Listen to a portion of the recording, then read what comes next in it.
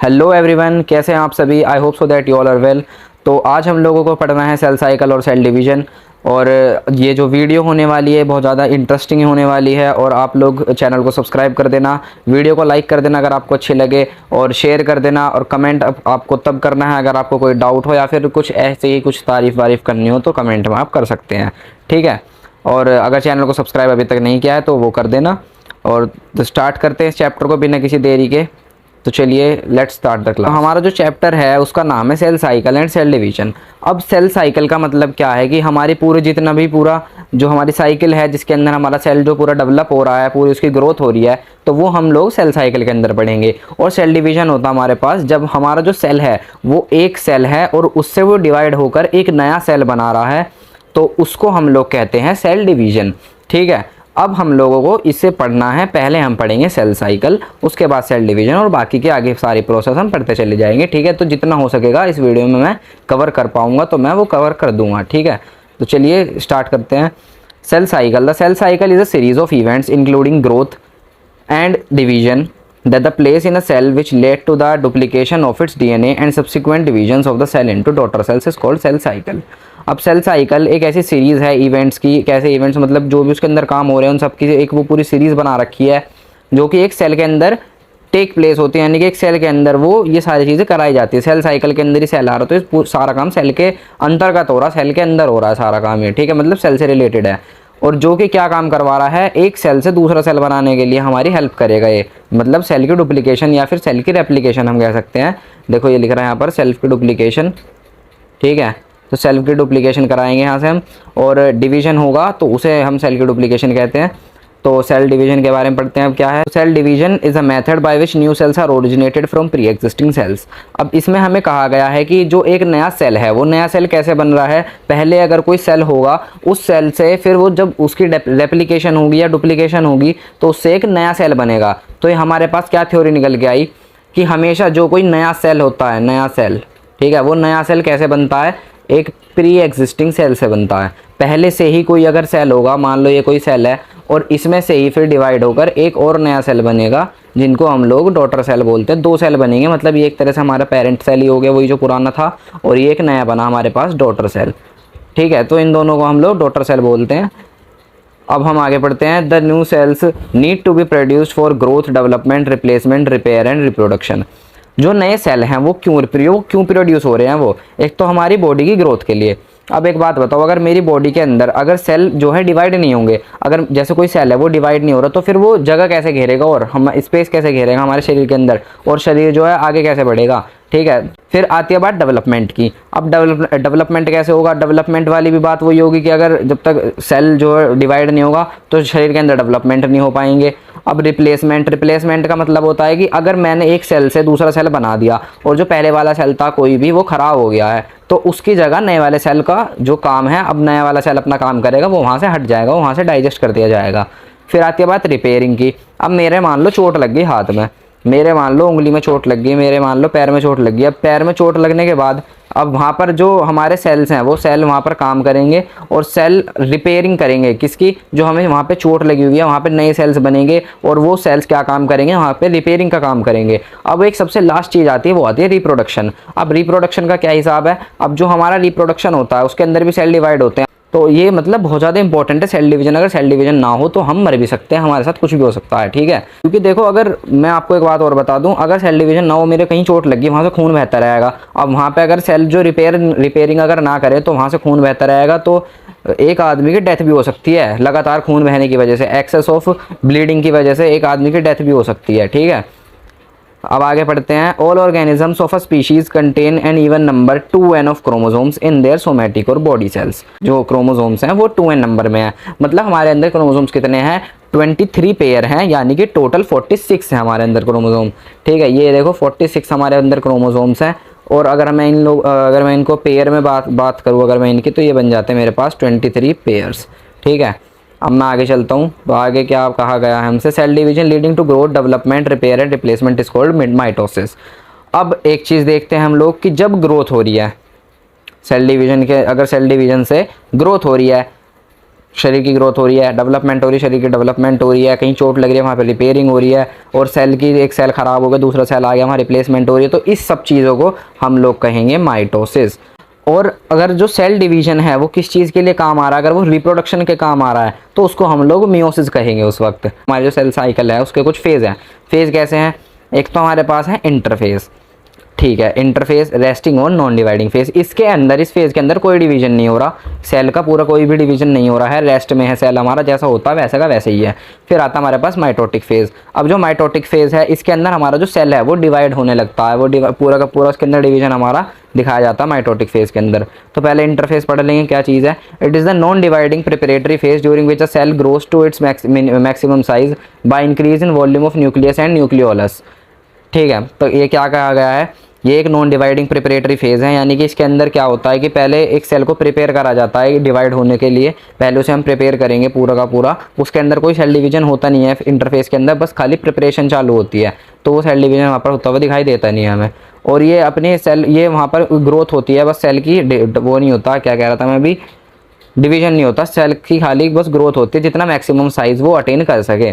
ठीक है, देखो ये लिख रहा, जितना मैक्सिमम साइज़ वो अटेन कर सके उतना वो कर लेता है। अब the synthesis of DNA takes place due to which the chromatin material also duplicates. जो डीएनए का सिंथेसिस है, the synthesis of DNA takes place due to which the chromatin material also duplicates.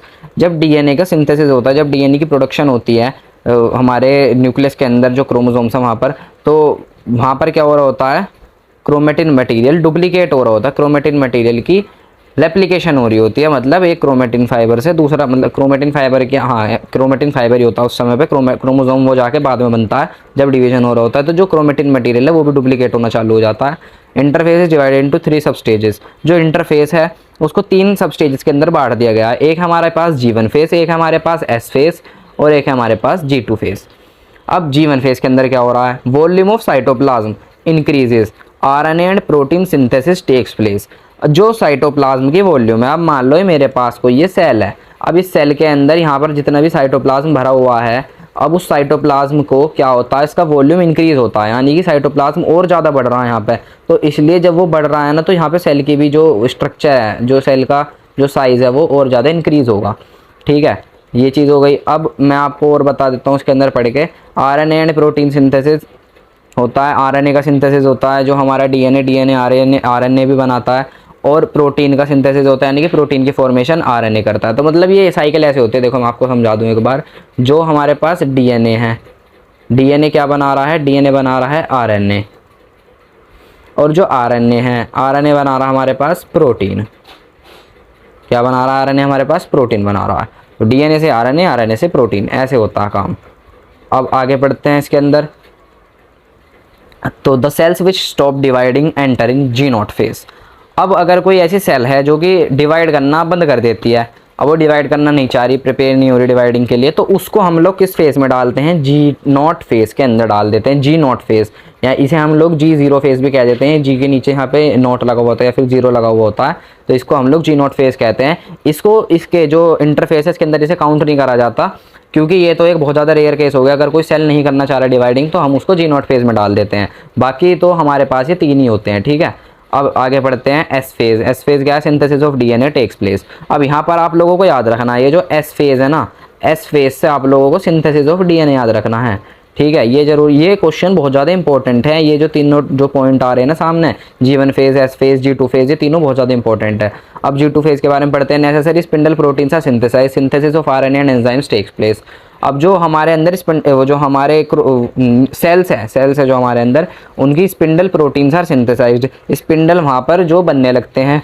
और सिंथेसिस ऑफ आरएनए, आरएनए की synthesis यानी कि RNA की formation होती है। कौन करता है आरएनए की फॉर्मेशन, मैंने भी बताया, डीएनए करता है। और एंजाइम जो हैं वो, उनकी भी फॉर्मेशन होने लगती है वहाँ पर।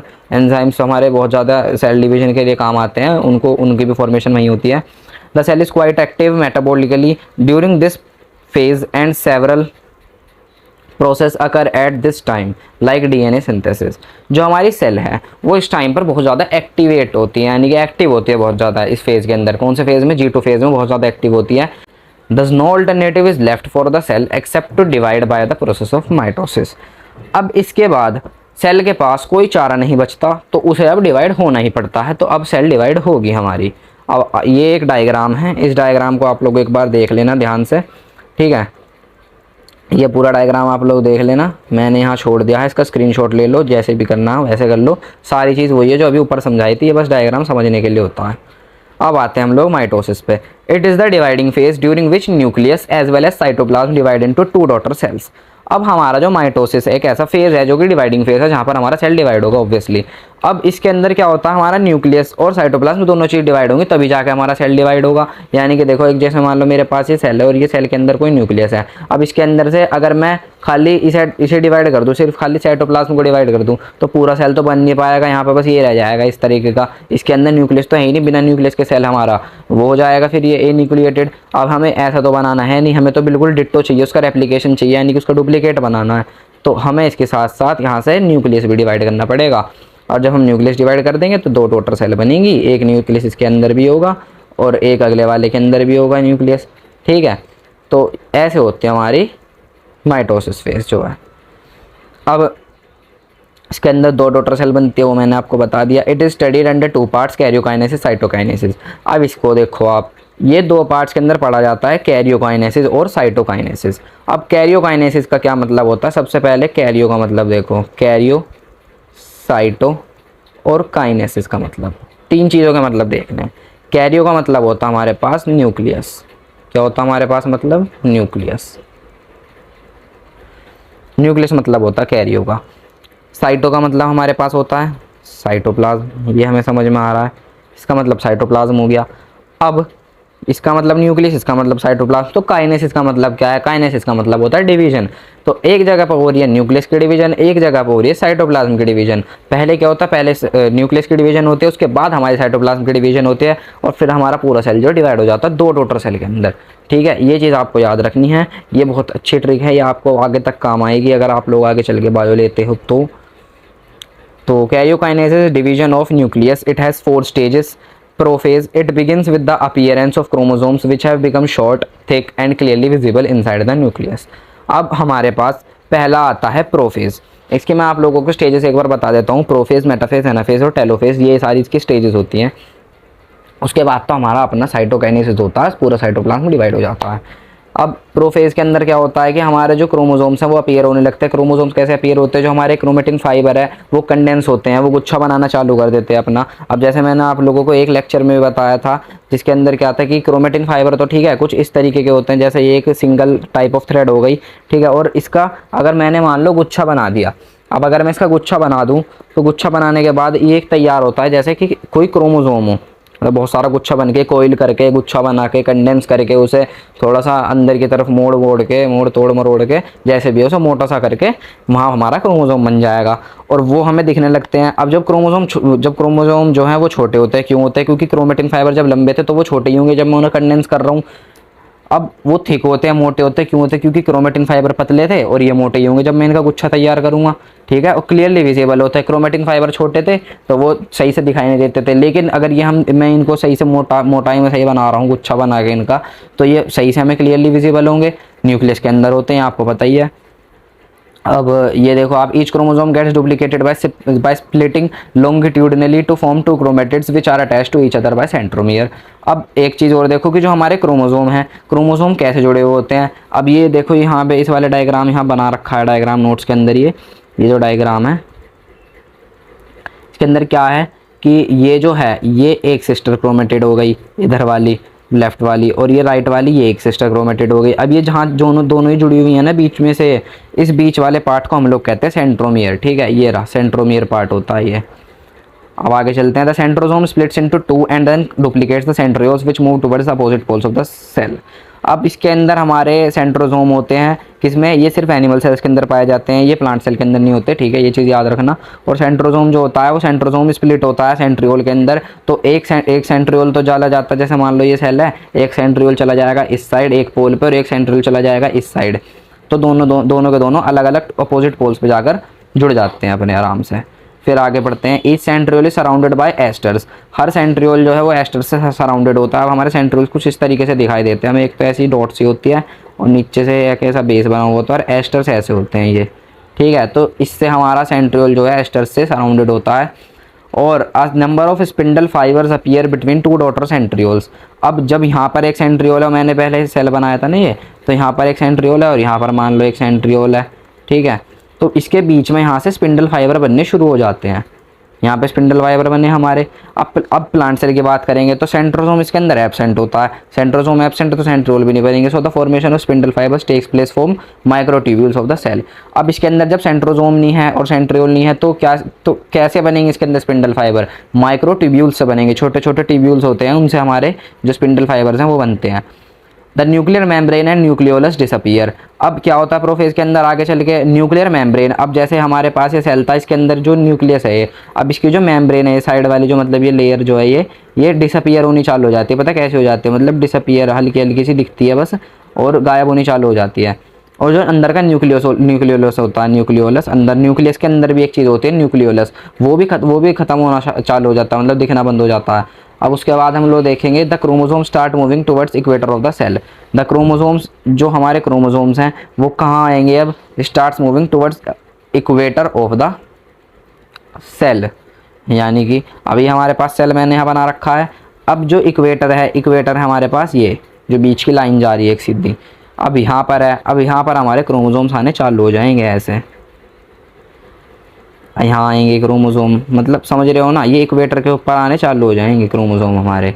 अब क्या होगा? मेटाफेज के अंदर देखते हैं अब क्या होगा। हमने प्रोफेज पढ़ लिया, मेटाफेज के अंदर देखते हैं। तो the chromosomes get arranged at the equatorial plate of the cell. अब क्रोमोसोम इक्वेटोरियल प्लेट पे जाके सेट हो गए हैं, मतलब बीचों बीच जाके सेट हो गए हैं। Each chromosome gets attached to a spindle fibre by its centromere. अब जो सेंट्रोमियर था, इनके बीच का हिस्सा जहाँ से जुड़े हुए होते हैं सिस्टर क्रोमेटिड्स, ये जाके हिस्सा इनसे जुड़ जाता है स्पिंडल फाइबर से, तभी तो बीच में जुड़े हुए हैं ये, ठीक है। अब आगे चलते हैं हम लोग, एनाफेज को देखते हैं। एनाफेज में क्या हो रहा है? Centromere divides and two sister chromatids of each chromosome separate and are drawn apart towards opposite poles to form two groups of chromosomes. अब क्या होगा?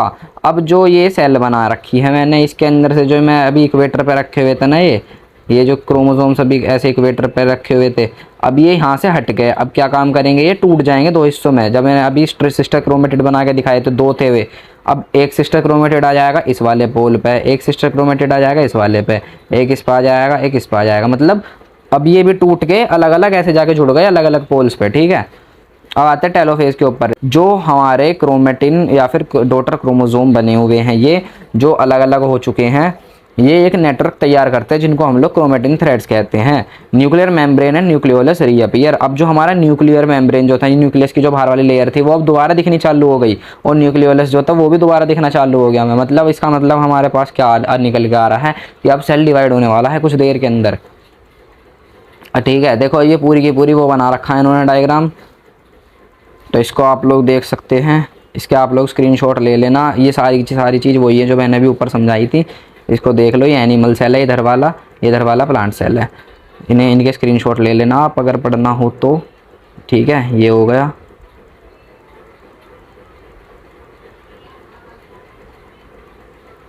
हाँ जी, टेलोफेज हमारा यहाँ पर जो है ख़त्म हो गया। अब हम चलते हैं साइटोकाइनेसिस पे।